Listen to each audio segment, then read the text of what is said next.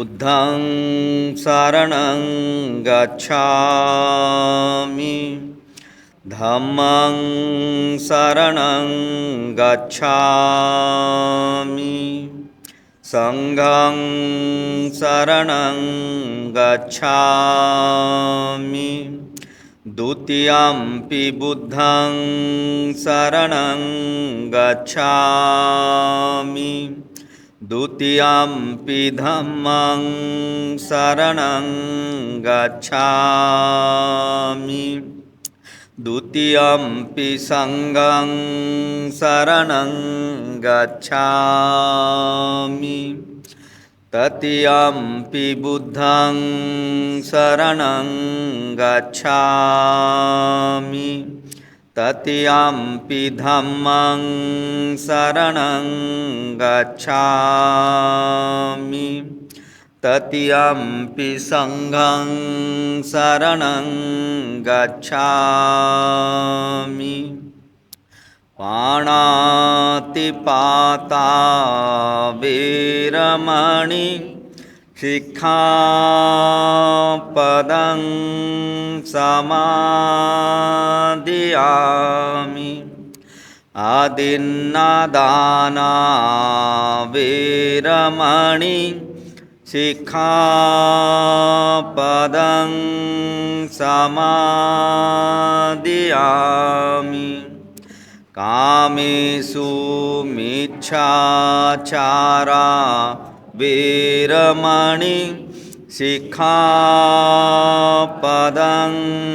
समादियामि मुसावादा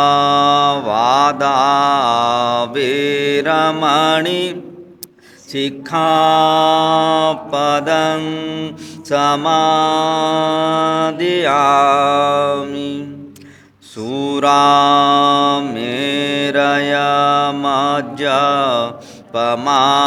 सुरामेरयमज्जपमादठाना वीरमणि सिक्खापदं समादियामि साधु साधु साधु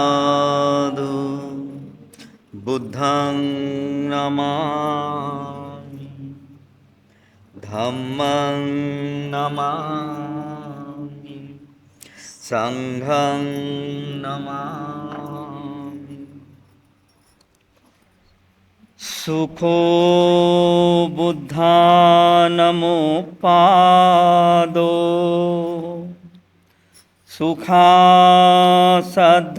सुखासद्धम्मदेशना सुखा संघस्य सामग्री समगानं तपो सुखो. सुखद बुद्धाची उत्पत्ती, सुखकर सद्धम्मोपदेश, सुखकर संघ एकता, सुखद समूह तपस्या. सर्वांना जय भीम नमो बुद्धाय. काल आपण बोधिसत्व गौतम सम्यक संबोधीनंतर बुद्ध कसे होतात याची माहिती आपण काल पाहिलेली आहे. आपण एक प्रतिमा तयार केलेली आहे की टेकडीच्या शिखरावर बुद्धत्व आहे आणि टेकडीच्या पायथ्याशी बोधिसत्व आहे आणि आपण त्या बोधिसत्वाच्या लांब आहोत, बाहेर आहोत.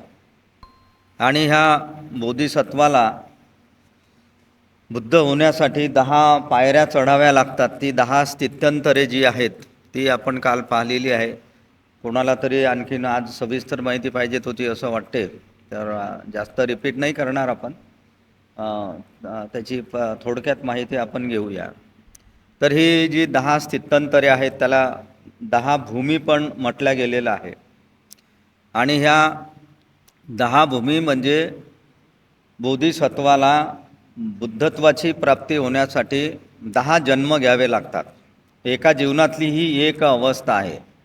एका जीवनात एक अवस्था आणि एका जीवनात एक पारमिता, अशा 10 पारमिता आणि ही 10 स्थित्यंतरे हे सोबत चढावी लागतात त्या शिखरावर जाण्यासाठी, बुद्धत्वाच्या प्राप्तीसाठी.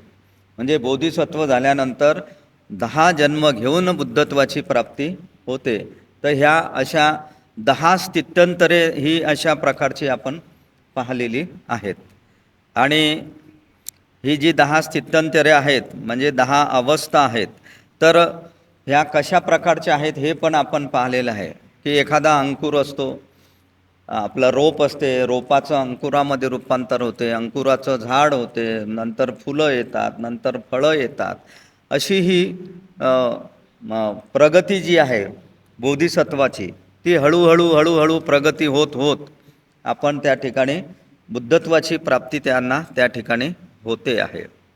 तर आपण पाहिलेलं आहे काल की 10 ज्या अवस्था आहेत त्या 10 अवस्था कशा प्रकारच्या आहेत नाही का. त्याच्यात पहिली जी अवस्था सांगितलेली आहे मुदिता म्हणजे आनंद, ही एक आनंदाची अवस्था आहे. बोधिसत्वाला धम्ममार्ग सापडल्याचा आनंद होतो आणि तो इतरांच्या कल्याणाचा संकल्प करतो आणि त्याला याची जाणीव होते की माझं जीवन फक्त हे माझ्यासाठी नाही तर ते इतरांसाठी सुद्धा मी माझं जीवन जगलं पाहिजे, अशा प्रकारची भावना त्याच्यामध्ये निर्माण होते. दुसरी अवस्था जी आहे विमला म्हणजे विमलता म्हणजे शुद्धता, ही निर्मळतेची अवस्था आहे की बोधिसत्वाचं मन शुद्ध होतं. म्हणजे वाईट विचार, चुकीचं आचरण, स्वार्थ जो आहे तो स्वार्थीपणा, अहंकार, हा सगळा त्याचा कमी होतो आणि खोटे बोलण्याची सवय सोडण्याचा तो प्रयत्न करतो. जे काही असेल ते सत्यचं त्याच्याकडून बोलल्या जाईल, अशी ही दुसरी अवस्था आहे. तिसरी अवस्था आहे प्रभाकारी अवस्था की ज्यामध्ये तेजस्विता प्राप्त करून घेतो बोधिसत्व. तर ही प्रकाश देणारी अवस्था आहे. प्रज्ञेचा प्रकाश यामध्ये वाढतो, प्रज्ञेचा विकास झालेला असतो पूर्ण आणि जीवनातील गोष्टी ह्या अधिक स्पष्टपणे दिसू लागतात. जीवनातील गोष्टी कोणत्या स्पष्ट दिसू लागतात तर खरं काय आहे, खोटं काय आहे, योग्य काय आहे, अयोग्य काय आहे, कोणतं उचित आहे, हे आपल्याला अधिक स्पष्ट दिसू लागते. कारण अशा या प्राप्तीमुळे रागाच्या मागे आपले अहंकाराचं कारण त्याला समजतं. राग जो आपल्याला येतो त्या रागाच्या मागं अहंकार किती पॉवरफुल असतो याची त्याला जाणीव होते आणि ते त्याला समजते. नंतर चौथा जो जन्म आहे किंवा चौथी अवस्था आहे अर्चिष्मती, जे अगदी तेजस्वी बुद्धिमत्ता प्राप्त करून घेतो आणि या तेजस्वी बुद्धिमत्तेमध्ये त्याला या स्थितीमध्ये हा बोधिसत्व अष्टांगिक मार्ग, चतुर्विध ध्यान, चतुर्विध व्यायाम आणि चतुर्विध इच्छाशक्ती आणि पंचशील याच्यावर आपलं लक्ष केंद्रित करतो. तेजस्वी अवस्था याला म्हटलेली आहे अर्चिष्मती. धम्माची साधना जी असते ती साधना अधिक दृढ होते आणि दोषांवर मात करण्याची शक्ती याची वाढते की कितीही कठीण प्रसंग आला तरी त्या प्रसंगातही तो संयम सोडत नाही आहे. तर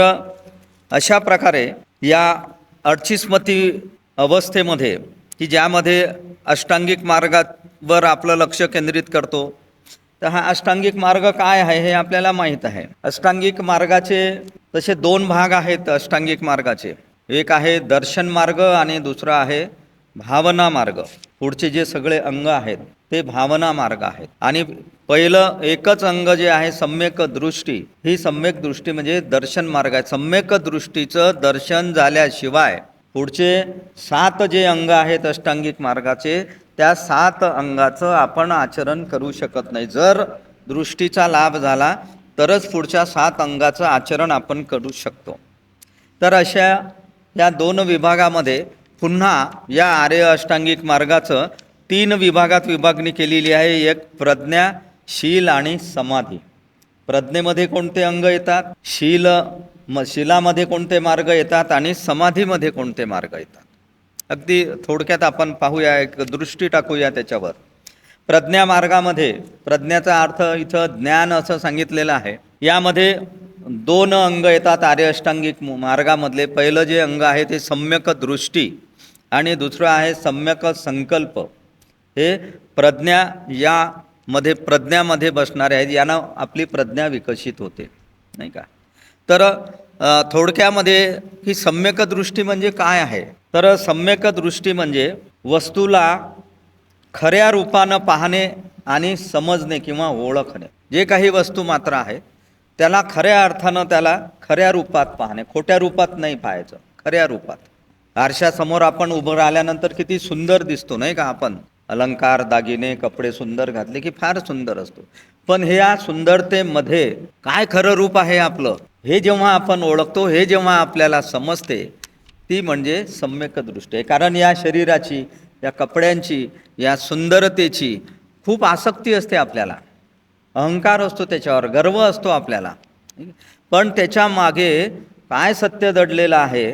कारण कोणतं सत्य दडलेलं आहे त्याच्यामागे?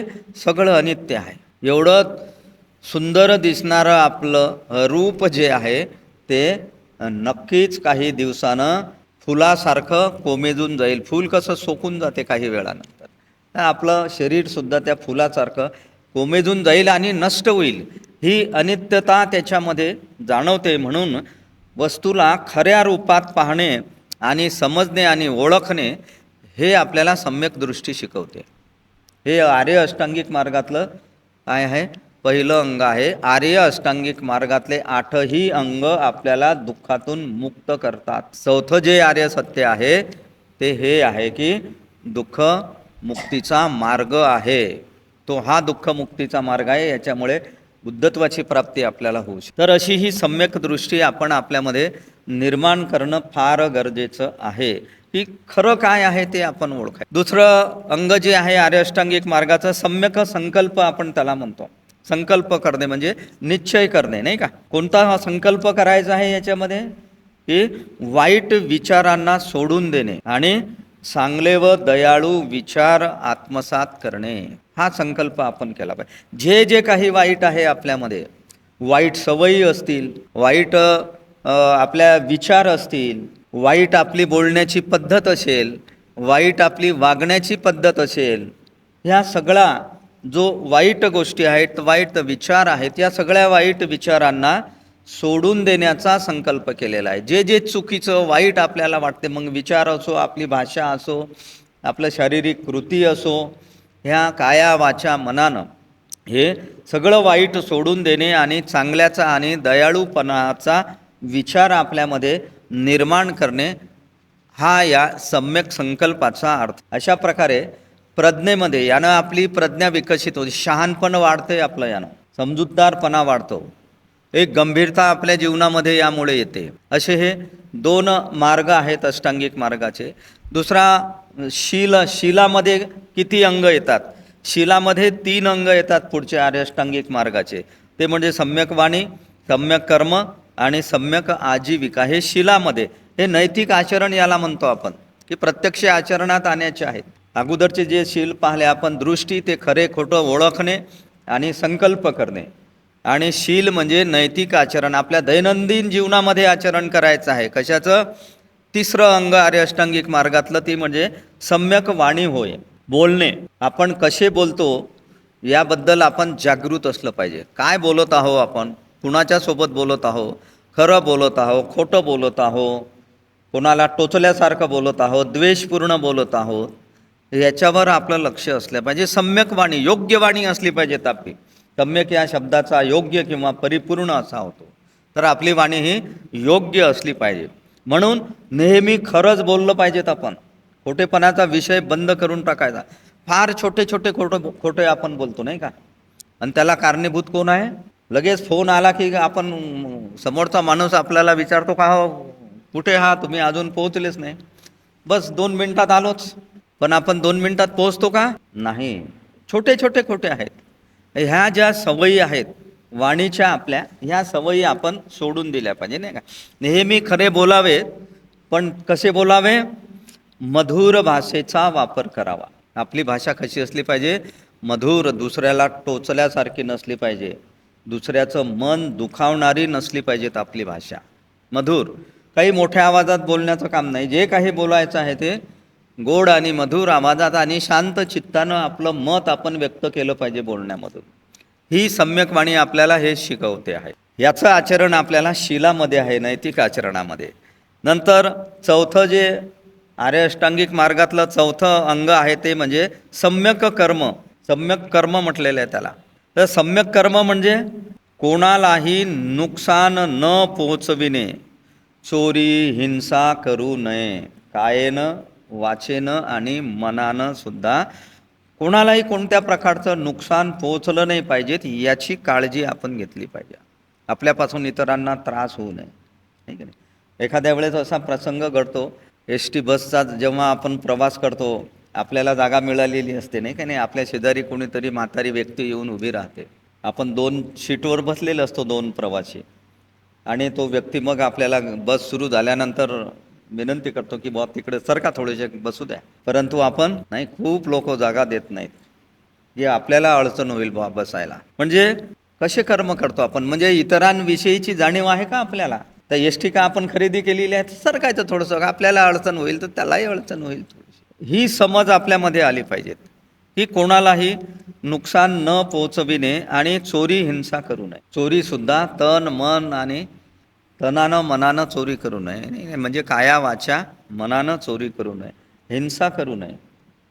सगळ्यात जास्त हिंसा कशानं होते, वाचेच्या शिलानं होते. दशशील जे आहेत, 10 शिला आहेत, त्या 10 शिलात जर आपण काया वाचा आणि मनाची जर विभागणी केली तर कायेचे 3 शिला आहेत 10 शिलांपैकी, मनाचे 3 शिला आहेत, 3 आणि 3 6, आणि वाचेचे 4 शिला आहेत. 1 शील शिल्लक आहे वाचेचं. म्हणजे वाचेमुळे खूप काही धचा मा कसा होतो आपल्याला इतिहासातलं उदाहरण माहीत आहे. म्हणून चोरी करू नये, हिंसा करू नये.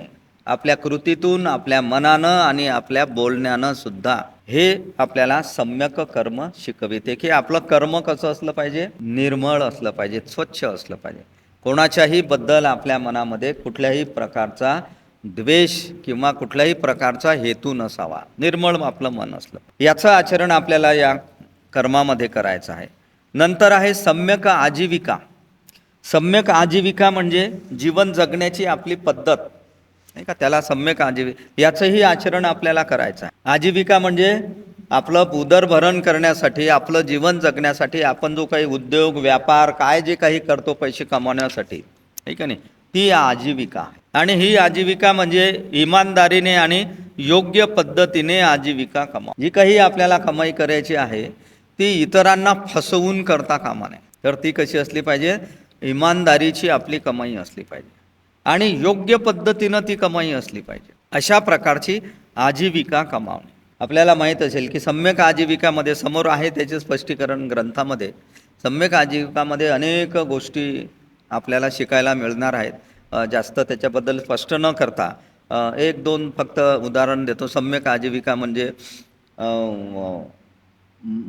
मांस विकण्याचं दुकान असेल, आहे की नाही, ते निषिद्ध केलेलं आहे बौद्ध धर्मामध्ये, ती आजीविका ठरू शकत नाही. आणि खूप वरच्या टोकाचा हा उद्योग झाला.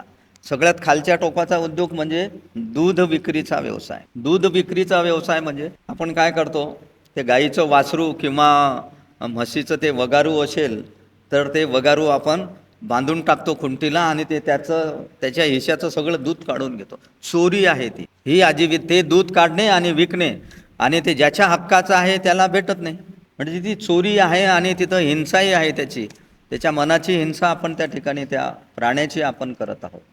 तर अशा प्रकारची आजीविका असावी की कोण इमानदारीनं आणि योग्य पद्धतीनं, कोणाला दुःख देऊन, कोणाची फसवणूक करून, कोणाचं शोषण करून कुठल्याही प्रकारचा पैसा कमवायचा नाही. ही आपल्याला सम्यक आजीविका हे 5वं अंग आपल्याला शिकव. 6वं सम्यक व्यायामाचं अंग आहे ते समाधी मार्गामध्ये येतात. तर मानसिक अनुशासन आपण त्याला म्हणतो. आपल्या मनावर कोणत्या प्रकारचे आपण संस्कार केले पाहिजेत, तो समाधीमध्ये येतात. 6वं अंग आहे सम्यक व्यायाम, सम्यक स्मृती आणि सम्यक समाधी. सम्यक व्यायाम म्हणजे प्रयत्न आपण त्याला म्हणतो. कोणते प्रयत्न केले पाहिजेत, कोणता व्यायाम करायचा आपण, शारीरिक व्यायाम हे माहीत आहे आपल्याला. शारीरिक व्यायाम शरीर सुदृढ ठेवण्यासाठी शरीराचा व्यायाम करतो आपण, चालतो, व्यायामशाळेमध्ये जातो, कोणता तो झुंबा डान्स असते तोही करतो, हे सगळं शरीरासाठी करतो. पण मनासाठी काय आहे, आपल्या मनाचा कोणता व्यायाम आहे, तर मनाचा एकच व्यायाम आहे की मनातील वाईट विचार मनामध्ये येऊ न देणे, याच्यावर स्मृती ठेवली पाहिजेत. आपण लक्ष ठेवलं की मनात वाईट विचार येऊ न देणे आणि चांगले विचार टिकवून ठेवणे, त्याचा विकास कर. चटकन ओळखला पाहिजे वाईट विचार, वाईट हेतू आपल्या मनात आला की प्रयत्न करायचा की फटकन काढून टाकायचा तो मनातून विचार. कारण वाईट विचारांनी जर आपल्या मनात जागा केली तर मन आणि आपलं इंद्रिय काय करते, आपल्याला त्या मनाला मजबूर करते, वाईट कृती करण्यासाठी मजबूर करते. वाईट विचार निर्माण झाला की त्याचा परिणाम काय होतो, वाईट कृतीमध्ये. ती कृतीच नाही होऊ द्यायची, त्याच्यापेक्षा ते वाईट विचारच नाही येऊ द्यायचे. हा व्यायाम आपल्याला सतत करायचा आहे आणि त्याच्यासाठीच आनापान सती ही ध्यान साधन आहे. आपल्या येणाऱ्या जाणाऱ्या श्वासावर लक्ष केंद्रित करायचं, एकाग्र होते चित्त, त्यानं शुद्ध होते आपलं चित्त. म्हणून ध्यान साधनेला बौद्ध धम्मामध्ये फार महत्त्वाचं आहे. हे जी बुद्धत्वाची जी प्राप्ती सिद्धार्थ गौतमाला झालेली आहे, ध्यान साधनेमधूनच झालेली आहे. आणि त्यामुळे सगळ्यात पहिलं बुद्ध माणसाचं कर्तव्य आहे की बुद्ध माणसानं ध्यान साधना नियमितपणे केली पाहिजे. त्याच्याशिवाय तुम्ही बुद्ध धम्माचं आचरण करू शकत नाही. पहिलं आहे की तुम्ही पूजा तर करतो आपण दररोज, काहीही अर्थ नाही राहत त्या पूजेला. ध्यान साधनेनं काय चमत्कार होतो ही अनुभव घेण्यासारखी गोष्ट, ही सांगण्याची गोष्ट नाही. हा ज्याचा त्याचा अनुभवाचा हा भाग आहे. तर अशा प्रकारचा व्यायाम करायला आपल्याला सम्यक व्यायाम हे 6वं अंग शिकवते.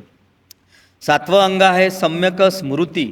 स्मृती ठेवणे म्हणजे लक्ष ठेवणे, आपल्या कामावर आणि आपल्या शरीरावर संपूर्ण लक्ष ठेवणे. आपलं शरीर चांगलं राहिलं पाहिजे, म्हणजे शरीराची काळजी घेतली पाहिजे आणि आपल्या कामावर लक्ष ठेवलं पाहिजे की आपण जे काम करतो ते एकाग्र चित्तानं मन लावून आणि योग्य काम करतो का, आपली आजीविका सम्यक आजीविका आहे का, योग्य प्रकारे आपली कमाई आहे का, याच्यावर नेहमी लक्ष ठेवणे म्हणजे सम्यक स्मृती आपल्याला हे शिकव. आणि 8वं आहे सम्यक समाधी, म्हणजे सोपी भाषेमध्ये की मनाला पूर्ण शांत करून आपलं मन एकाग्र करणे म्हणजे सम्यक समाधी आहे. एकाग्र करायचं, शांत करायचं आपलं मन.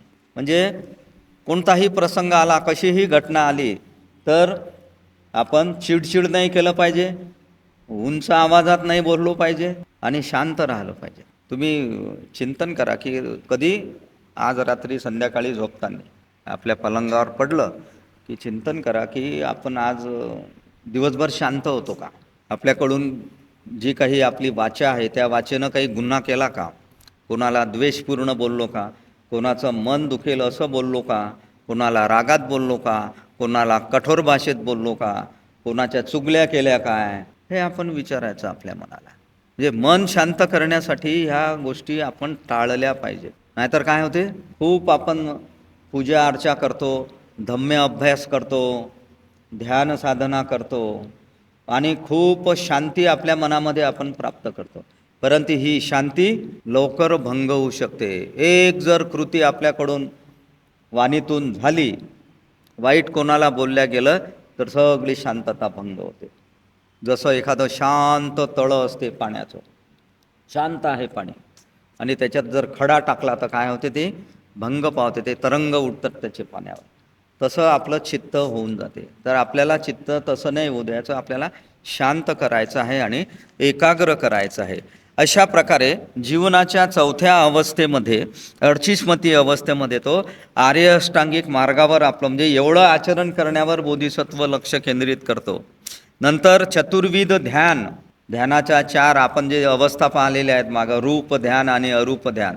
4 रूप ध्यान जे आपण पाहिलेले आहेत त्याला चतुर ध्यान असं म्हटलेलं आहे. आपण ऐकलेलं आहे त्याचं स्पष्टीकरण, ते लागलंच तर वाचून दाखवतो मी, असेल कुठे तर, ठीक आहे. 4 रूप ध्यान आपण पाहिले. प्रथम ध्यानामध्ये संसारिक इच्छा हटतात आणि विचार, वितर्क, प्रीती, आनंद आणि सुखाचा उदय होतो.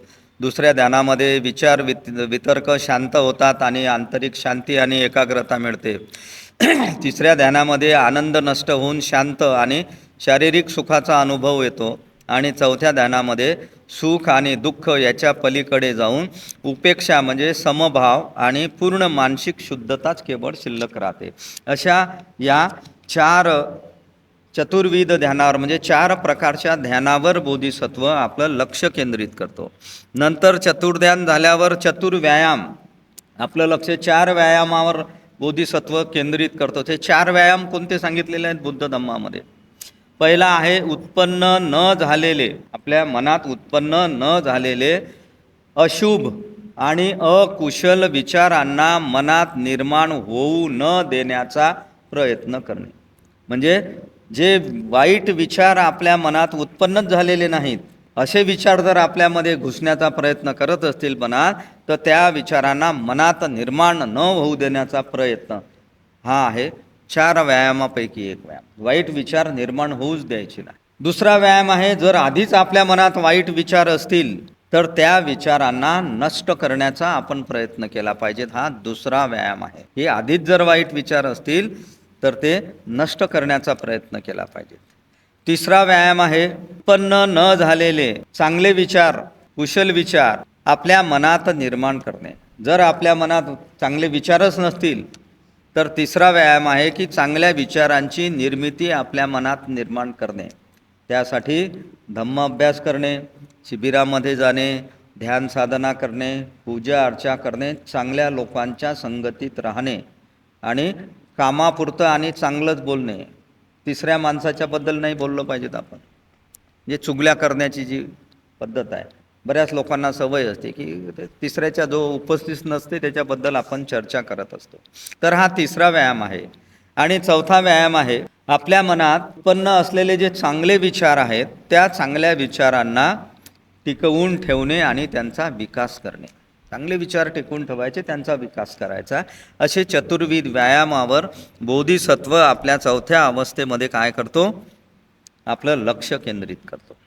नंतर आणखीन चतुर्विध इच्छा म्हणजे 4 प्रकारच्या इच्छा, याच्यावरही तो आपले लक्ष केंद्रित करतो. 4 प्रकारच्या इच्छा कोणत्या आहेत?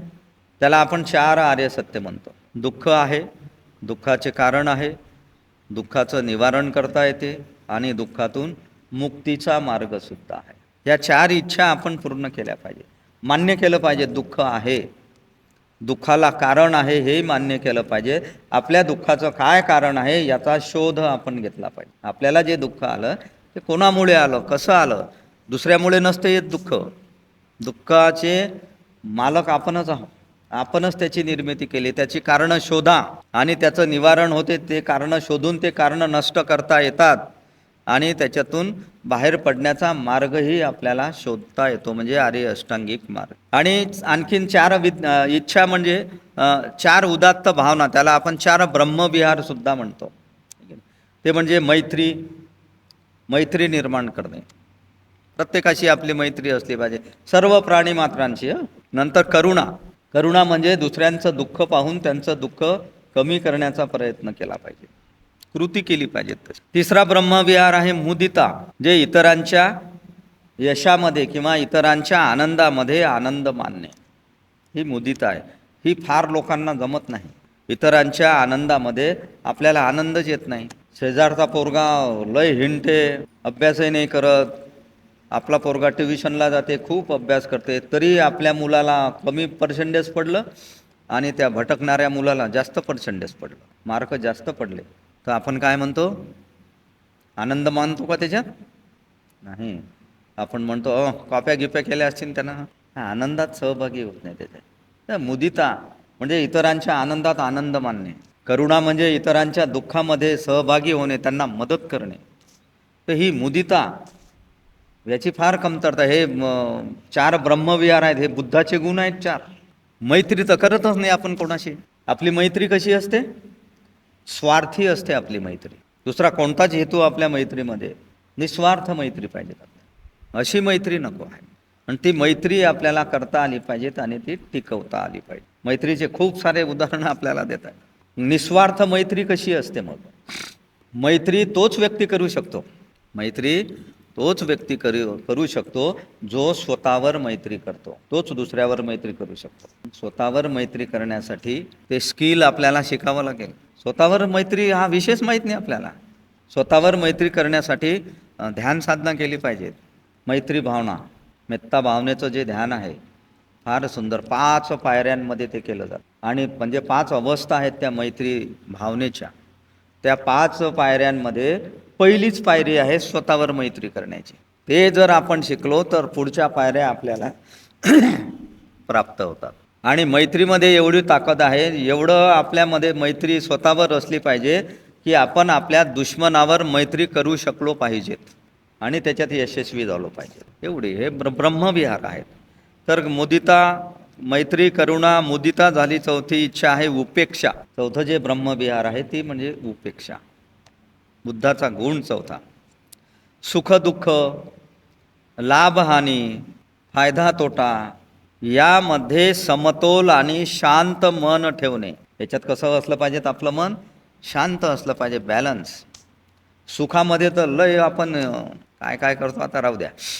खूप आपण आनंद घेतो नाही का सुखाचा. म्हणजे बुद्ध म्हणतात सुखाचा आनंदही घेऊ नका. सुख आहे ठीक आहे, शांत चित्तानं त्याच्याकडे पहा. आणि दुःख आहे त्याच्याकडेही शांत चित्तानं बघा. आणि त्याच्यातून दुःखावर कशी मात करता येईल, दुःखातून कसा मार्ग काढता येईल त्याचे प्रयत्न करा. म्हणजे दुःख झालं तर नाराज नका राहू आणि सुखाचा अनुभव आला तर जास्त आनंदित नका हो. बॅलन्स ठेवा त्याचं. आणि मन एकाग्र, मनाची अवस्थाचं जे समतोलपणा ते हुकलं नाही पाहिजे. सुख आले की आपलं मन हवेत नाही उडलं पाहिजे. पैसा खिशात असला की माणूस गोष्टच घेत नाही, तसं नसलं पाहिजे. आणि पैसे संपले की निराश होतो, दुःखी होतो. म्हणून आपण सुखाचं, दुःखाचं, लाभहानीचं हे आपण समतोल ठेवावं आणि शांतता आपण ठेवली पाहिजे.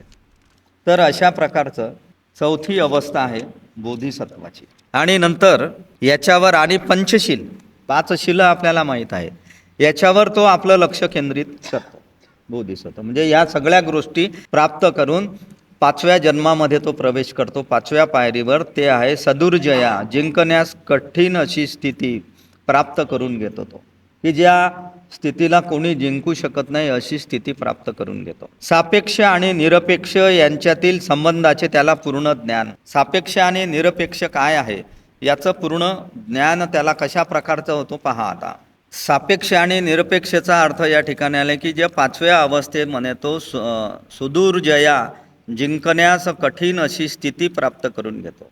आणि सापेक्ष आणि निरपेक्ष यांच्यातील संबंध काय आहेत याचं त्याला पूर्ण ज्ञान होते. मानसिक संदर्भात ह्या गोष्टी आहेत सापेक्ष आणि निरपेक्ष. अतिशय सोपी अर्थ आहेत त्याच्यात. सापेक्ष आणि निरपेक्ष या शब्दांचा अर्थ आपल्या विचारांशी, आपल्या भावनांशी आणि आपल्या स्वभावाशी जोडलेला असतो. तर मग मानसिक सापेक्ष कशाला म्हणतात? तर सापेक्ष म्हणजे, मानसिक सापेक्ष म्हणजे आपले विचार आणि आपला आनंद इतरांशी तुलना करण्यावर अवलंबून असतात. सापेक्ष मानसिक अवस्था असते आपली, सापेक्ष आपल्या मनाची अवस्था, की आपले विचार आणि आपला आनंद इतरांशी तुलना करण्यावर अवलंबून असतात. माझे विचार कसे आहेत, समोरच्याच्या विचारापेक्षा माझे विचार चांगले आहेत, समोरच्याच्यापेक्षा मला चांगलं बोलता येते. तुलना करतो आपण इतरांशी. त्याला काय आनंद झाला असेल त्याच्यापेक्षा तर मला जास्त आनंद झाला आहे. हे सापेक्ष मानसिक अवस्था आहे. की सापेक्ष मानसिक अवस्था काय करते? तुलना करते इतरांशी आपली. आपण हे करतो ना तुलना, त्या बाईपेक्षा आपली साडी चांगली आहे, तिच्या गळ्यातल्या दागिन्यांची डिझाईन आपली चांगली आहे. कुठलेही विचार असोत, मानसिक सापेक्ष आहे की प्रत्येक गोष्टीची, प्रत्येक विचाराची, प्रत्येक आनंदाची आपण इतरांशी तुलना करण्यावर हेच मानसिक अवस्था आपली असते. कशाला करायची तुलना? प्रत्येक जण आपापल्या परीनं करतो ना, बरोबर आहे की नाही? जेव्हा आपण स्वतःचे सुख किंवा यश, आपलं सुख किंवा आपलं यश जेव्हा आपण दुसऱ्याच्या यशाशी तुलना करतो तेव्हा त्याला सापेक्ष मानसिक स्थिती असं म्हणतात. की जेव्हा आपण आपलं सुख आणि आपलं यश याची तुलना आपण इतरांच्या सुखाशी किंवा यशाशी करतो त्याला सापेक्ष मनस्थिती असं म्हणतात. उदाहरण याच्यात दिलेलं आहे. स्वतःला चांगली नोकरी असूनही, स्वतःला चांगली नोकरी असून सुद्धा मित्राला जास्त पगार आहे म्हणून आपण दुःखी होणे. मला तर चांगली नोकरी आहे, माझ्या मित्राला चांगली नोकरी नाही पण त्याला पगार जास्त आहे, याचं दुःख. तो दिसला की तेच, तो दिसला की तेच, तुलना करतो ना आपण. इथे तुमचा आनंद दुसऱ्यावर अवलंबून आहे असं दर्शवते ही मानसिक स्थिती, की तुमचा आनंद दुसऱ्याच्या तुलनेशी अवलंबून आहे. ही सापेक्ष मनस्थिती आहे. तर मानसिक निरपेक्ष काय आहे? तर या सापेक्षचा परिणाम काय होतो? अशी जर आपली मनस्थिती असली सापेक्ष, इतरांशी तुलना करणारी जर असली, तर याचा परिणाम आपल्याला हा होतो की आपल्या मनात नेहमी इतरांच्या बद्दल हेवा निर्माण होतो, द्वेष निर्माण होतो आणि कधी कधी या मानसिक स्थितीमुळे आपल्याला नैराश्यसुद्धा येते, दुःखी होतो, आपण कधीच सुखी राहू शकत नाही, कारण तुलना करतो आपण इतरांची. असं हे सापेक्ष मनोवस्था. आणि निरपेक्ष मनोवस्था म्हणजे पूर्णपणे याच्या विरुद्ध, सापेक्षच्या पूर्णपणे विरुद्ध. आपले विचार आणि आपला आनंद हा कशावरही अवलंबून नाही, तो आपला आहे, विचार आपले आहेत, आनंद आपले आहे. आपले चांगले विचार असतील तर आनंद आपल्यालाच मिळेल, आपले वाईट विचार असतील तर दुःखही आपल्यालाच होईल. काही कोणावर अवलंबून नाही, कोणाशी तुलना करण्याचं काम नाही इथं. जेव्हा आपण कोणत्याही बाह्य परिस्थितीची किंवा व्यक्तीची तुलना न करता स्वतःमध्ये आनंदी आणि समाधानी असतो, त्याला निरपेक्ष मानसिक स्थिती असं म्हणतात. की जेव्हा आपण कोणत्याही बाह्य गोष्टीवर किंवा कोणत्याही दुसऱ्या व्यक्तीची आपण तुलना करत नाही, आपली तुलना दुसऱ्या व्यक्तीशी करत नाही, म्हणून आणि स्वतःमध्येच आनंदी आणि आपण समाधानी असतो, ही निरपेक्षतेची अवस्था. बाजूच्या माणसानं वरचा मजला चढवला घराचा, पैसे भेटले असतील त्याला, आपलं सापेक्ष मन द्वेष मत्सर निर्माण होते. विटा टाकल्या तर त्याला उचला, आमच्या जागेत नका टाकू विटा रे. आणि याला काही काम नसताना तो तुलना करतो आणि दुःखामध्ये पडतो, त्याचा हेवा करतो, द्वेष काहीच घेणं देणं नाही, त्याच्या पैशानं तो बांधत आहे. नाही, आपण त्याच्यापेक्षा तर श्रेष्ठच असलं पाहिजे. काळा कर्ज, एका लेखाचं वावर तिकडे खेड्यावरचं 2 मजले बांधायचे वर, त्याला दाखवून द्यायचं की आम्ही काही कमी नाही. ही मनस्थिती माणसाला आनंदही देत नाही, सुखही देत नाही, आणि दुःखातच जात्यात. कसं धान्य भरडल्या जाते तसंच भरडल्या जाते, काहीच त्याचा फायदा. तर स्वतःकडे जे आहे, जे काही आपल्याजवळ आहे त्याच्यातच सुखी, आनंदी आणि समाधानी असणं म्हणजे ही निरपेक्ष मानसिक स्थिती आहे. हीच स्थिती आपल्याला पुढे नेऊ शकते. आणि याचा परिणाम काय होतो आपल्यावर निरपेक्ष मनस्थितीचा, की आपल्या मनाला खरी शांतता प्राप्त होते, समाधान प्राप्त होते आणि आपल्या जीवनात स्थिरता मिळते. पण नेहमी आपलं मन दुसऱ्याची बरोबरी करण्यात, दुसऱ्याची तुलना करण्यात, आणि हा बोधिसत्व 5व्या अवस्थेमध्ये जिंकण्यास कठीण अशी परिस्थिती आहे. ही निरपेक्षता जिंकता आली पाहिजे. याचं संपूर्ण ज्ञान त्याला या जन्मामध्ये, 5व्या जन्मामध्ये त्याला प्राप्त होतं. आणि नंतर बोधिसत्व 6व्या अवस्थेमध्ये, 6व्या जन्मामध्ये अभिमुखी अवस्था तो प्राप्त करतो. अभिमुखी अवस्थेमध्ये पदार्थाची उत्क्रांती आणि तिचे कारण याचं ज्ञान त्याला प्राप्त होते. काल ह्या गोष्टी स्पष्ट केल्या नव्हत्या, आज या ठिकाणी करत आहोत. पदार्थाची उत्क्रांती कशी येते? उत्क्रांती या शब्दाचा अर्थ होणे बदल होणे, उत्क्रांत पावणे, वाढ होणे, परिवर्तन होणे. पदार्थाचं परिवर्तन कसं होते आणि त्याचं काय कारण आहे, त्याची निर्मिती कशी होते, त्याचं काय कारण आहे, याचं त्याला पूर्ण ज्ञान आकलन होते. 12 निदाने पूर्ण आकलन करण्याची त्याची तयारी झालेली असते. आणि या अभिमुखी नावाच्या अवस्थेमुळे त्याला अविद्येने अंध झालेल्या, की ज्या प्राणीमात्रांमध्ये अविद्या आहे त्या अविद्येने अंध झालेल्या प्राणीमात्रांबद्दल याच्या मनामध्ये अगाध अशी करुणा उत्पन्न होते, की अरे रे, की किती अविद्येनं अंध झालेले आहेत, किती अविद्या, अज्ञान भरलेलं आहे, हे या अज्ञानातून बाहेर आले पाहिजे अशी करुणा जागृत होते त्याची. आणि तो त्यांना हात देतो. तो बोधिसत्व अर्ध्या मंदात गेला 5व्या पायरीपर्यंत, तिथून हात देतो, आपल्याला इशारा करतो की या माझ्या मागे. एवढी करुणा त्याच्यामध्ये निर्माण होते की मी सांगतो तिकडे या. बाबासाहेबांनी आपल्याला इकडे पाठवलं, पण इकडे जातो का आपण? काय करतो तो बोधिसत्व आपल्यात? मग आपण तिकडे बोलायला आपण जा, आपल्याला सुखाचा अनुभव येईल, आनंद होईल आपल्या जीवनात, बुद्धत्वाची प्राप्ती. तर अशा प्रकारे ही अभिमुखी अवस्था आहे की ज्यामध्ये 12 निदानाचं त्याला ज्ञान होतं. 12 निदानं मी तुम्हाला सांगितलं की भवचक्रामधले हे 12 निदानं आहेत. आपला जन्म कसा होतो आणि आपला मृत्यू कसा, हे आपण इथं ऐकू आणि मग पुढे चालू. रिपीट झाल्यासारखं झालं हे कालचं पूर्ण आहे ना. 12 जे निदानं आहेत, या 12 निदानांनाच प्रतित्य समुत्पाद असं म्हटल्या गेलेलं आहे. हे सगळ्या गोष्टी तुम्ही लक्षात ठेवा. ह्या लिहून घेतल्या पाहिजेत तुम्ही, कारण हे जी माहिती आहे हे पुढे परत रिपीट होणार आहे, आपल्याला आठवावी लागणार आहे. 12 निदानं म्हणजे प्रतित्य समुत्पाद हा सिद्धांत आहे बुद्धांनी मांडलेला. फार सुंदर. यालाच दुसऱ्या जीवनात म्हणतात दुःखचक्र म्हणतात, यालाच संसार चक्र म्हणतात, यालाच भवचक्र म्हणतात. आणि हे जे चक्र आहे 12 कड्या आहेत त्याच्या, हे चक्र संपूर्ण माणसाचं जीवन फिरवत असतं. हे चक्र निघूच देत नाही त्या चक्रातून बाहेर माणसाला. 12 कड्या आहेत त्याच्यातच गोल फिरवते आपल्याला. म्हणून त्याला दुःखचक्र म्हणतात, संसार चक्र म्हणतात. आणि प्रतित्य समुत्पादाचा हा सिद्धांत आहे. भवचक्र सुद्धा त्याला म्हणतात. प्रतित्य आणि समुत्पाद असे 2 वेगवेगळे शब्द आहेत. प्रतित्य या शब्दाचा अर्थ होतो कारण, आणि समुत्पाद म्हणजे उत्पन्न होणे, की कारणाशिवाय काहीच उत्पन्न होत नाही. प्रत्येक गोष्ट घडण्यासाठी काही ना काही कारण हे असतेच. हा प्रतित्य समुत्पादाचा बुद्धाचा सिद्धांत. दुःख जे आपल्यामध्ये निर्माण होते, काहीतरी कारण घडते म्हणून दुःख निर्माण होते, हा सिद्धांत या 12 कड्यांमध्ये मांडलेला आहे. त्याच्यातली पहिली कडी आहे अविद्या, अज्ञान.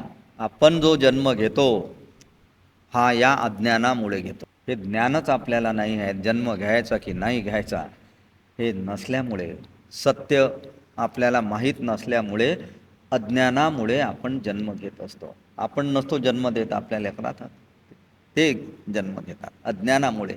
जन्म घेणारा अज्ञानामुळे आपला जन्म, त्याला अविद्या असं म्हणतात. अविद्या म्हणजे काय? वास्तविक जे सत्य आहे त्या सत्याचं अज्ञान, किंवा ते सत्य न समजणे, हे अज्ञान आहे, ही अविद्या आहे. की वास्तविक सत्य काय आहे तेच माहीत नाही आपल्याला, किंवा ते समजत नाही. वास्तविक सत्य काय आहे की हे शरीर अनित्य आहे, कायमस्वरूपीने, हे एकदा मरणच आहे, मातीतच जाणं आहे एकदा. किती मोठं सत्य आहे. मग आपण त्या सत्याकडे पहा की मी एक दिवस मरणार, म्हातारा होणार, आजारी पडणार. वास्तविकता, 5 वास्तविकता आहेत आपल्या त्या जीवनातल्या. आपल्या जवळच्या माणसाचा दुःख होणार. तर हे जे अज्ञान आहे याचं जर सत्य आपल्याला समजलं की मी मरणार आहे, तर मग का बरं आपण चांगलं करू नये, का चांगलं वागू नये, का मैत्री, करुणा, मुदिता, उपेक्षा हे गुण आपल्यात आत्मसात करू नये? काय होईल असं केल्यानं? पुन्हा 12 निदानाच्या चक्रामध्ये येणार नाही आपण, पुन्हा नाही जन्म घेणार. आणि तुम्हाला घ्यायचं असेल तर मग काही प्रश्नच नाही, पुन्हा जन्म घ्या, दुःख भोगा मरेपर्यंत, मरा, डबल जन्म घ्या, दुःख भोगा आणि मरा, सुरूच राहणार आहे. तर ही अविद्या आहे की वास्तविक सत्याचं अज्ञान किंवा न समजणे म्हणजे अविद्या. दुसरं निदान आहे 12 निदानांमधलं संस्कार. संस्कार आपल्यावर, आपण लहान मुलांवर संस्कार टाकतो. संस्कार म्हणजे काय असतात? सवयी लागणे आपल्याला. आणि ह्या ज्या सवयी लागलेल्या आहेत आपल्याला, ह्या कशामुळे लागलेल्या आहेत? अविद्येमुळेच लागलेल्या आहेत. सत्याचं आपल्याला, वास्तविकतेचं ज्ञान नाही म्हणून आपल्यावर संस्कार पडलेले आहेत. संस्कार अविद्येनं निर्माण होणारं कर्म आहे. जे काही आपण कर्म करतो ते आपल्या संस्कारानुसार करतो, आणि त्याची निर्मिती अविद्येच्या मुळेच झालेली आहे. आपलं कर्म म्हणजे आपल्या पद्धती, प्रत्येकाच्या पद्धती वेगळ्या आहेत. प्रत्येक बाईची भाजी करण्याची पद्धत वेगळी आहे, स्वयंपाक करण्याची पद्धत वेगळी आहे, घराला नीटनेटकं ठेवण्याची प्रत्येकाची पद्धत वेगळी आहे, बोलण्याची पद्धत, चालण्याची पद्धत, वागण्याची पद्धत, सगळं वेगळं आहे. हे कसं आहे? आपल्या कर्मानुसार आहे. आणि हे कर्म, हे संस्कार अविद्येमुळे जे आपला ज्ञान नसल्यामुळे जे आपण कर्म करतो त्या कर्मानुसार आपल्यावर संस्कार होत असतात. त्या कर्मानुसार आपले विचार बनतात, त्या कर्मानुसार आपली प्रवृत्ती तयार होते, म्हणजे आपले संस्कार तयार. तसेच जगत राहतो आपण, बदलण्याचं नावच घेत नाही, हे मी बदललो पाहिजे, असे हे संस्कार पक्के असतात. आणि या संस्कारांचा स्कंद असतो, पुंजका असतो संस्कारांचा आपल्यामध्ये, आणि तो आपल्याला या चक्रात फिरवतो. आणि हे अविद्येमुळे निर्माण होणाऱ्या कर्मानुसार, विचारानुसार आपली प्रवृत्ती तयार होते. हे दुसरं निदान आहे. याच्यामुळं काय होतं? मग आपल्या कर्मामुळे जर आपली विचार, आपली प्रवृत्ती, अविद्येमुळे जर आपल्याला संस्कार निर्माण झाले, तर त्या संस्कारामधून कशाची निर्मिती होते? मग अज्ञानामधून संस्काराची निर्मिती होते आणि या संस्कारामधून तिसरं निदान विज्ञानाची निर्मिती होते. संस्कारातून, अविद्येतून, संस्कारातून तिसरी कडी जन्म घेते, ते म्हणजे विज्ञान. म्हणजे या अविद्येमुळे निर्माण होणाऱ्या कर्मामुळे काय करतो आपण? विज्ञान म्हणजे काय? आपल्या मनाची जाणीव किंवा मार्ग. आपल्या मनाची, कसं आहे आपलं मन, किंवा गर्भधारणेच्या वेळेची आपली चेतना, इथं जन्म घेतो आपण अविद्येमुळे. आणि अविद्येमुळे निर्माण होणाऱ्या कर्मामुळे गर्भधारणेच्या वेळेची आपली चेतना कशी असते, त्याच्यावर हे विज्ञान अवलंबून आहे. आणि म्हणून आपण अविद्या नष्ट करण्याचे प्रयत्न केले पाहिजे. आणि विज्ञानामधून निर्माण होते नामरूप. विज्ञानामधून मग जन्म घेतो आपण आपल्या अविद्येमुळे आणि नंतर नामरूप निर्माण होते. नामरूप म्हणजे आपला जन्म. आपण नाम म्हणजे आपलं मन आणि रूप म्हणजे आपलं शरीर. या शरीराचा, मनाचा आणि शरीराचा विकास सुरू होतो. मग आपला चालले लहानाचे मोठे मोठे, नामही मोठं होतं, रूपही मोठं होतं. लहान आपला आकार वाढत जातो, आपलं मनही तसं बनत जाते. कशामुळे? अविद्येमुळे निर्माण होणाऱ्या कर्मामुळे. नामरूप झाल्यानंतर त्याचं रूपांतर पुढे होतं पाचवी कडी, ते म्हणजे षडायतन. षडायतन म्हणजे 6 इंद्रिय. 5 इंद्रिय माहीत आहेत आपल्याला, सांगितले ना. 6वं इंद्रिय आपलं मन, याला षडायतन असं म्हटलं जातं. 5 ज्ञानेंद्रिय आणि मन यांची निर्मिती नामरूपामध्ये म्हणजे आपल्या अस्तित्वामध्ये निर्माण होते, आपल्या शरीरात निर्माण होते. 5 इंद्रिय निर्माण होतात आणि आपलं मनाची निर्मिती याच्यामध्ये चाललं, त्याची वाढ होते. 5 इंद्रिय म्हणजे नाक, कान, डोळे, जीभ आणि त्वचा. मग यांची निर्मिती झाल्यानंतर पुढच्या कडीमध्ये रूपांतर होतो. मग येतो स्पर्श. स्पर्श हा कशाचा? आपल्या शरीराला स्पर्श झाला की जाणवतो. शाळेमधील विद्यार्थ्यांना गुड टच, बॅड टच शिकवल्या जातो, नाही का? स्पर्श. हा स्पर्श कशाचा आहे? पंचेंद्रियांचा. 5 जे इंद्रिय आहेत आपले, याचा स्पर्श, बाह्य विषयांच्या सोबत येणारा संपर्क म्हणजे स्पर्श. आपले जे 5 इंद्रिय आहेत यांचा जेव्हा बाहेरच्या विषयासोबत संपर्क येतो म्हणजे त्याला तो स्पर्श झाला. आता बाह्य आपलं इंद्रिय, आपण उदाहरण घेऊ नाकाचं. चाललो आपण रस्त्यानं, ते पाहिलं आपण उदाहरण, रस्त्यानं चाललो, हॉटेलच्या जवळून चाललो, खमखमीत भज्याचा वास आला आपल्याला, म्हणजे काय झालं? स्पर्श झाला आपला. आपल्या पंचेंद्रियांच्यामुळे बाह्य विषयासोबत, भजी हा बाहेरचा विषय आहे आणि इंद्रिय कोणतं काम आहे करत आहे इथं? नाक. वास आला आपल्याला सुंदर, या सुंदर वास आला म्हणजे आपलं नाक या इंद्रियानं त्या भज्यांशी संपर्क केला. हा वास कशाचा आहे? त्याला नाव ठेवलं आपण, संज्ञा त्याला म्हणतो की अरे हे भज्याचा वास आहे. सुरू मग बाकीचं मनाला ऑर्डर की नाही ते घ्यावं लागते आता. अशा प्रकारे त्या स्पर्शामुळे आपण त्या भज्याकडे आकर्षित होऊन जातो आणि त्याला बळी पडतो. तसाच आपला शारीरिक स्पर्श आहे, आपण त्याला बळी पडतो आणि भवचक्रामध्ये मग फिरत राहतो. स्पर्शातून निर्माण होणारी मग वेदना आहे. स्पर्श तर झाला, ओळखलं आपल्या नाकानं की हे भज्यांचा वास आहे. मग त्या स्पर्शामुळे निर्माण होणारे सुखद, दुःखद किंवा तटस्थ अनुभव, काहीतरी अनुभव येतो आपल्याला. स्पर्श तर झाला, आपल्याला तर माहीत पडलं, वास तर आला आपल्याला, भज्यांचा वास आहे. मग कसा अनुभव येतो? सुखद अनुभव. वा वा वा, मस्त वास येऊन राहिला, सुखद अनुभव. एखादी दुःखद घटना आपण पाहिले, दुर्गंध आला रस्त्यानं जाताना, दाब दाबतो आपण, ठीक आहे नाही? त्यामुळे कसा अनुभव येतो? दुःखद अनुभव येतो.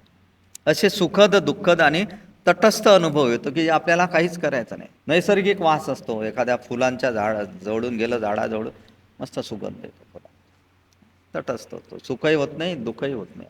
तर अशी ही याला वेदना म्हणतात. आपल्यामध्ये स्पर्श झाला की स्पर्शामधून मग वेदना निर्माण होते, म्हणजे सुखद दुःखद अनुभव येतो. आणि तो अनुभव आला मग इच्छा निर्माण होते. चांगला वास आला, भज्याचा वास आहे, मग ते घेण्याची इच्छा, त्याला तृष्णा म्हणतो आपण.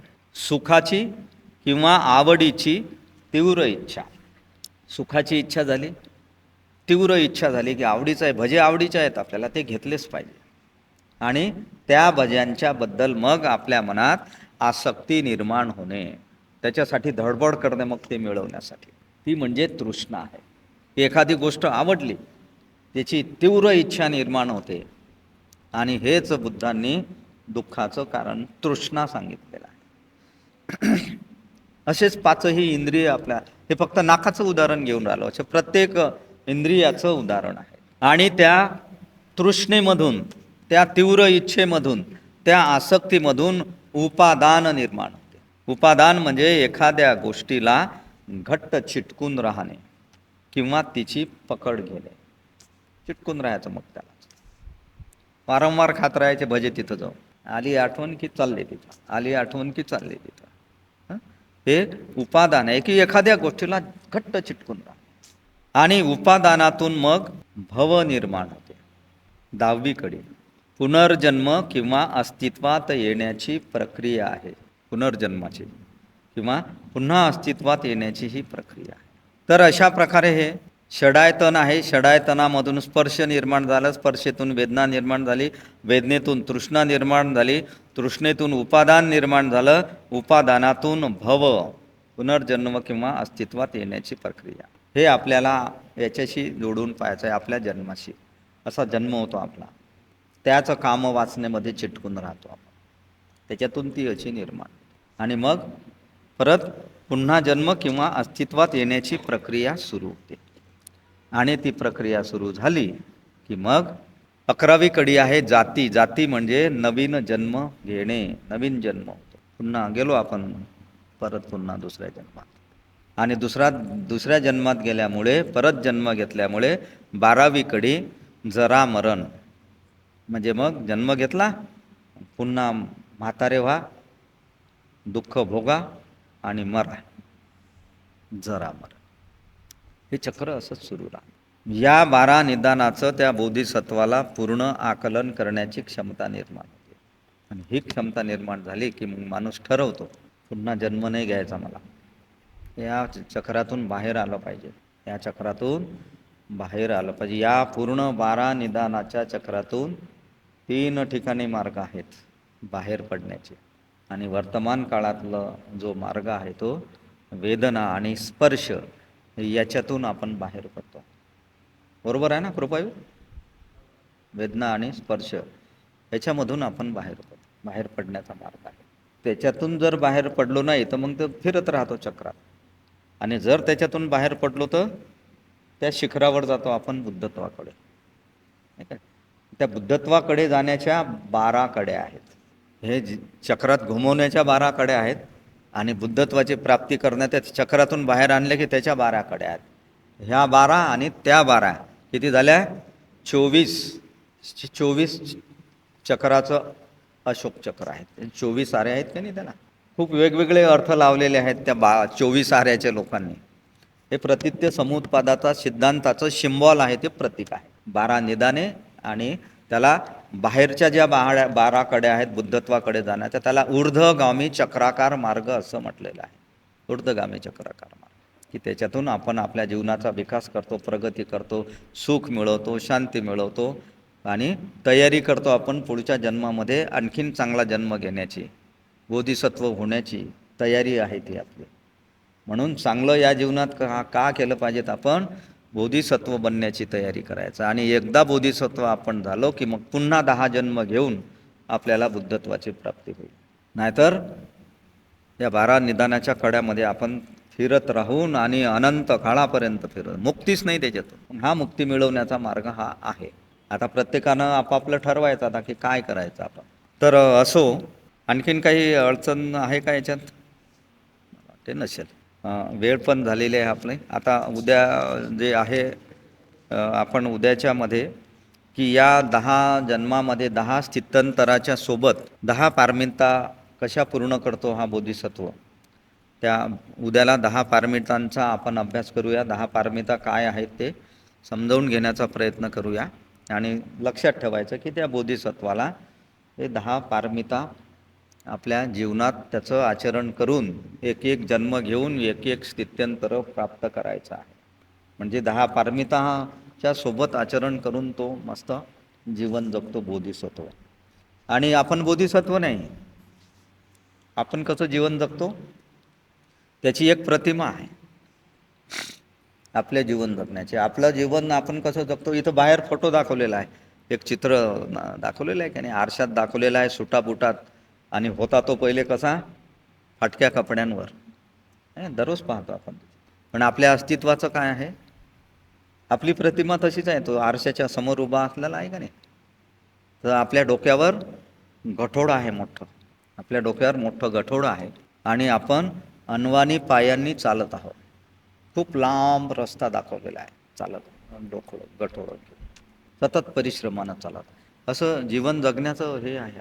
काय आहे त्या गठोड्या, ते गठोडं म्हणजे भूतकाळ, आपली चालण्याची प्रक्रिया म्हणजे वर्तमान काळ, आणि लांब असलेला रस्ता म्हणजे भविष्यकाळ. आपण जगताना नेहमी भविष्यकाळाचा विचार करतो, उद्या कसं होईल, माझ्या लेकरायचं कसं होईल, त्यांचं कसं होईल, भविष्यकाळाची चिंता. पण ओझं डोक्यावर गठोडं भूतकाळाचं. अरे बापा, वर्तमान काळात जग ना, ते ओझं गठोडं ठेवून दे, काही काम नाही त्याचं. आणि त्या गठोड्यात काय आहे, मान अपमान, दुःख, मत्सर, द्वेष. त्यानं माझा अपमान केला होता, त्यानं माझं वावर हडप केलं, त्यानं माझी फसवणूक केली, त्याचा बदला कसा घ्यायचा, त्या भूतकाळात जे काही वाईट कर्म त्याचा बदला कसा घ्यायचा चालत असताना विचार करतो. त्या गठोड्यातला एक एक एक एक विचार, आणि भविष्याची चिंता करतो. आणि वर्तमान काळात तो जगतच नाही. वर्तमान काळात त्याला कशाची गरज आहे, अन्न वस्त्र निवारा आणि धम्माची गरज आहे त्याला, धम्म. चाललो आपण ते गठोड, म्हणून ते गठोडं ठेवून द्या. भूतकाळातलं जे झालं ते झालं, आपण केव्हाही मरणार आहोत, उद्याची चिंता कशाला. ते उद्या पुढच्या पिढीतले लोक पाहून घेतील ना, काय करायचं ते, आपल्याला काय चिंता आहे त्याची, ते त्यांचं पाहत बसतील. त्यांच्या भविष्याची काळजी आपण नाही ना करायची, काहीच गरज नाही. त्याचं कसं होईन आणि त्याचं कसं होईन, तो जेवला की नाही, काय काही घेणं देणं नाही आपल्याला. आपण धम्माला अनुसरणे, आपल्याला वर्तमान काळात आपण जगलं पाहिजे. खरं आहे की खोटं आहे, डोक्यावर गठोडं आहे ना आपल्या, कितीतरी गठोड्यात विषय भरलेले आहेत आपल्या. ते धम्म तेच सांगतो आपल्याला की ते गठोडं फेकून द्या, आणि पुढे रस्ता कितीक चालायचा आहे ते सोडून द्या. कारण त्या रस्त्यात आपण पूर्ण चालणार नाही, मधातच कुठेतरी मृत्यू होणार आहे आपला, थांबावं लागणार आहे तिथंच. स्वतःसाठी जगा, धम्माचं आचरण करा, पुढचा मार्ग आपला सुरळीत होईल ना मुक्ती मिळवण्याचा. त्याच्याकडे आपण लक्ष ठेवलं पाहिजे. धन्यवाद, आपण सर्वांनी ऐकून घेतलेलं. नथी मे शरणं अय्यं, बुद्धो मे शरणं वरं, एतेन सच्चवज्जेन होतु मे जयमङ्गलं. नथी मे शरणं अय्यं, धम्मो मे शरणं वरं, एतेन सच्चवज्जेन होतु मे जयमङ्गलं. नथी मे शरणं अय्यं, संघो मे शरणं वरं, एतेन सच्चवज्जेन होतु मे जयमङ्गलं.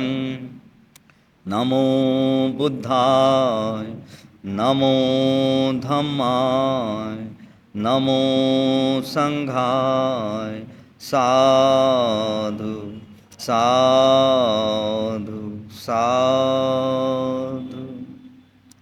हे करुणा की ज्योति, करुणा के दीपक, करुणा के सागर हो तुम.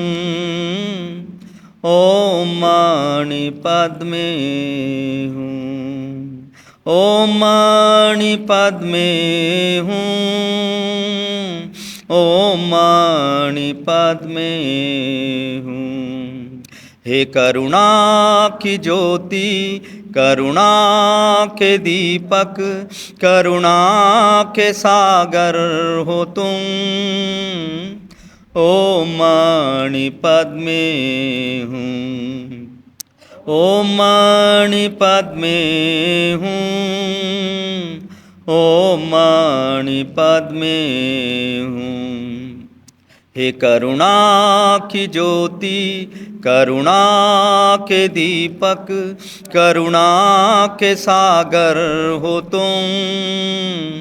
ओ मणिपद में हूँ, ओ मणिपद में हूँ,